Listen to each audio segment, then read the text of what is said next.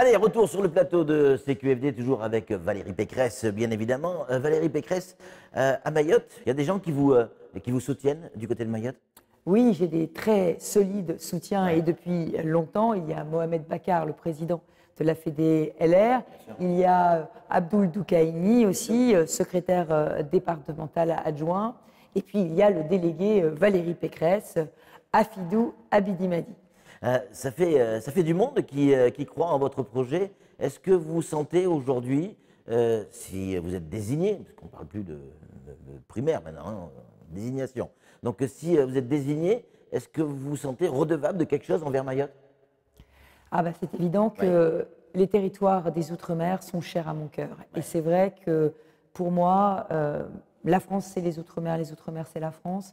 Et bien évidemment, Mayotte sera dans mon projet à une place tout à fait Mais à pourquoi part. Mayotte vous plaît tant?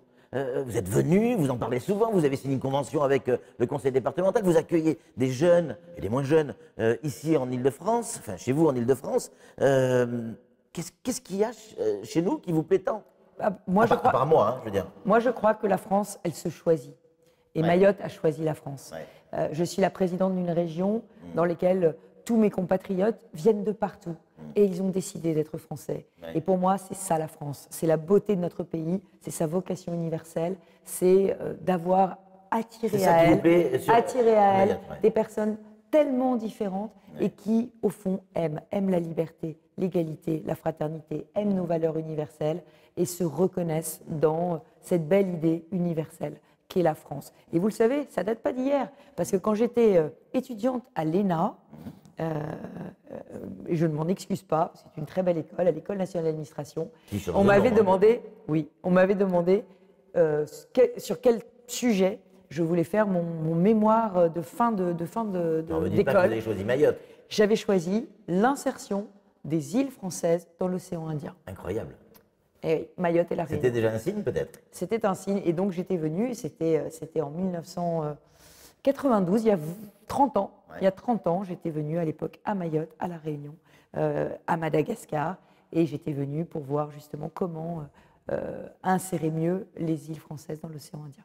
Comment vous voyez Mayotte dans 5 ans, 10 ans? Allez, on est dans la politique fiction. Vous êtes désigné, ensuite vous êtes présidente de la République. Mayotte ressemble à quoi dans 10 ans? À un département français à part entière, avec la même qualité de service public, comme à la avec Réunion. le même développement économique. Comme en métropole ou plutôt comme à La Réunion? Ah bah, comme à La Réunion, comme en métropole. Oui, clairement.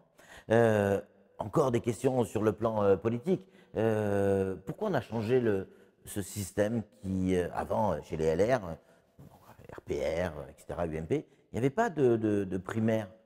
Dès qu'on a mis en place cette primaire, de suite, c'est parti en saucisse. Et vous savez, quand vous avez un Nicolas Sarkozy, un Alain Juppé ou un François Fillon qui veulent être candidats, il faut départager. Il ne faut pas avoir plusieurs candidats. Aujourd'hui, vous avez 2 grands présidents de région, Xavier Bertrand et moi. Vous avez un haut-commissaire européen de Bruxelles qui connaît ces sujets. Vous avez un grand médecin. Vous avez Éric Ciotti qui est un grand président de département. C'est normal de départager. Il ne faut pas avoir peur de la démocratie. La démocratie, ce n'est pas forcément la bagarre.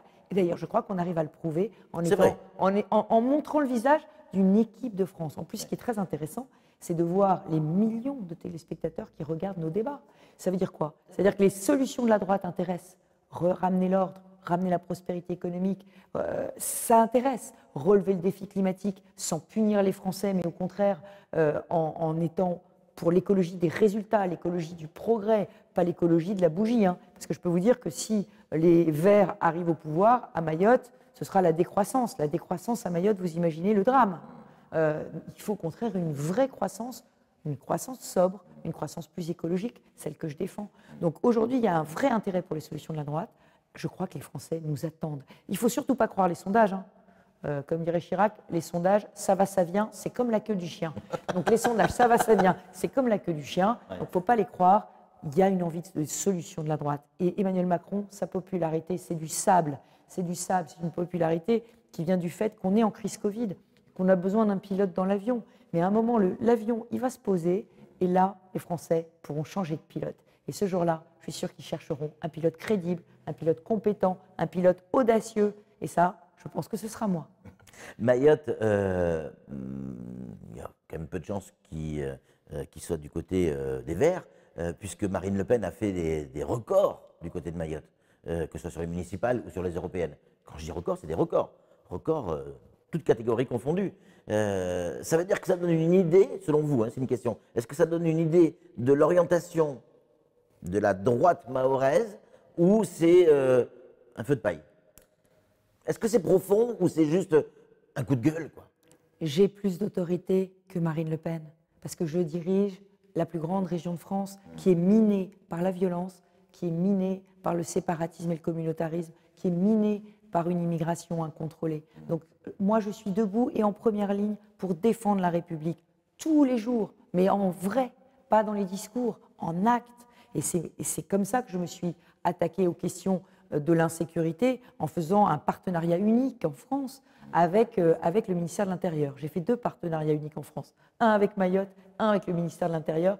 Et avec le ministère de l'Intérieur, mon partenariat me conduit à financer la police, la gendarmerie, la vidéoprotection, les polices municipales, mais aussi des brigades de sécurité pour lutter contre les bandes violentes de jeunes dans les lycées, mais aussi maintenant la sécurisation des prisons, mais aussi désormais une brigade, une agence pour faire des travaux d'intérêt général. Tu casses, tu répares.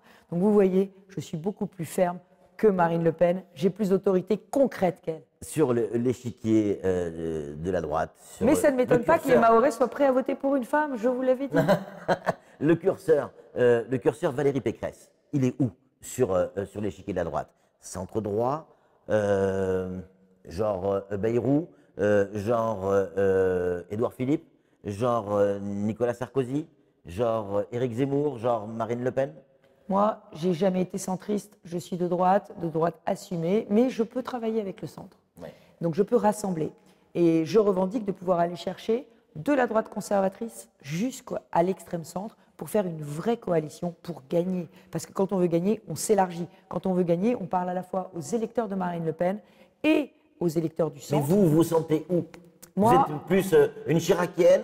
Moi, je suis une gaulliste. Je suis une gaulliste sociale.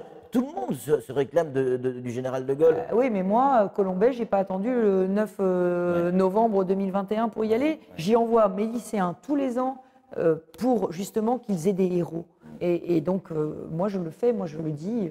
Moi, je dis ce que je fais ce que je dis. Moi, je suis de la droite du faire. Faire, F-A-I-R-E. La droite assumée, la droite qui veut la rupture avec Emmanuel Macron, la droite qui fait. Et c'est une droite, moi, je pense que je suis au barycentre de la droite. Voilà. Fermeté, liberté et dignité. Le social, il faut aussi en parler. On parle toujours de Mayotte, bien évidemment. Il y a aussi une grosse attente de la part des Mahorais, parce qu'on parle d'immigration, on parle de clandestinité, mais il y a des Mahorais qui ont du mal à joindre les deux bouts. Et c'est parfois très compliqué pour eux. Problème pour se loger. On va donner la priorité à d'autres personnes. Mais un Mahorais, faut-il le rappeler, c'est un Français, comme vous et moi, qui a le droit de se loger, qui a le droit de se nourrir, qui a le droit d'éduquer son gamin, qui a le droit d'accoucher à Mayotte. Et aujourd'hui, c'est plus trop le cas.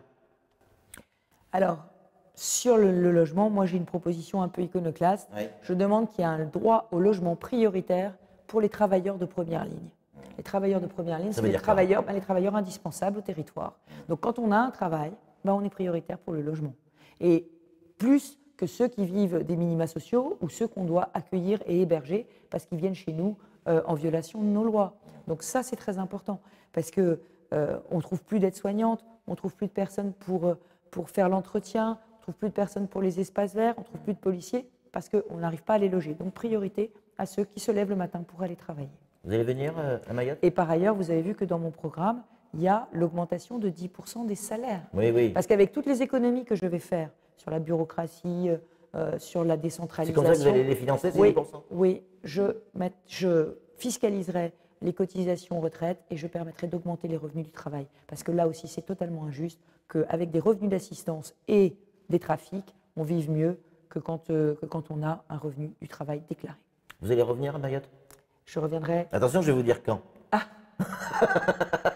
Je reviendrai dans cette campagne, c'est indispensable, parce qu'on ne peut pas faire France si on ne vient pas dans l'océan Indien. S'il y avait bon, c'est la fin de l'émission, s'il y avait un message que vous aimeriez passer aux Mahorais, d'une manière générale, ou aux électeurs des LR, ils sont là. Si vous avez un message à leur faire passer, ce serait lequel? Je suis prête à être présidente de la République. Vous savez, je ne cède jamais. J'ai tenu 9 mois face à la rue. J'ai géré les finances de la France dans une tempête financière. Je dirige une des régions qui est la plus minée avec Mayotte par la violence, par le séparatisme, par l'immigration incontrôlée. Je suis plus réformatrice qu'Emmanuel Macron. J'ai plus d'autorité que Marine Le Pen. Choisissez-moi. Alors, Valérie Pécresse, on a tout enregistré. Hein. Tout ce que vous avez dit, on a tout enregistré. C'est-à-dire qu'on saura le ressortir. Votre amour pour Mayotte, il semble authentique et sincère aujourd'hui. On espère que si un jour vous êtes président... Et il date pas d'aujourd'hui. Il date pas d'aujourd'hui, mais vous n'étiez pas président de la République. Et si un jour vous êtes président de la République, on ressortira les bandes.